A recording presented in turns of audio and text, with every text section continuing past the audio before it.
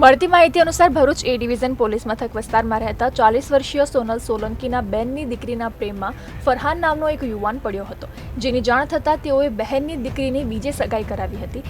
જેનાથી નારાજ થઈ ફરહાને બીટીએમ મેલ પાસેથી જ્યારે સોનલ સોલંકી એકલા પસાર થઈ રહ્યા હતા ત્યારે એક મિત્ર સાથે ધસી આવી ફરહાને તેના મિત્રની મદદથી સોનલ સોલંકીને બળજબરીથી ઝેરી દવા પીવડાવી દઈ જાનથી મારી નાખવાની કોશિશ કરી હતી, જેને પગલે સોનલ સોલંકીને તાત્કાલિક સારવાર અર્થે ભરૂચ સિવિલ હોસ્પિટલ ખાતે ખસેડવામાં આવ્યા હતા. તો બીજી તરફ એ ડિવિઝન પોલીસે બનાવ સંદર્ભે આરોપી ફરહાનને વહેલી તકે ઝડપી લેવા માટે ચક્રો ગતિમાન કર્યા છે. ભરૂચ શહેરના એ ડિવિઝન પોલીસ સ્ટેશન વિસ્તારમાં એક 40 વર્ષની મહિલાને જબરજસ્તીથી ઝેરી દવા પીવડાવી એને મારી નાખવાનો પ્રયાસ કરવા બાબતનો ગુનો દાખલ થયેલો છે. આમાં વિગત એવી છે કે આ જે ભોગ બનનાર છે સોનલબેન સોલંકી છે, 40 વર્ષની ઉંમરના છે. એમની બેનની દીકરીના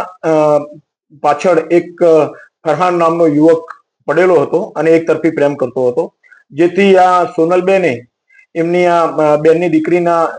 સગાઈ બીજે કરાવી દેતા એથી નારાજ થઈ આજે આ ફરહાન નામના યુવકે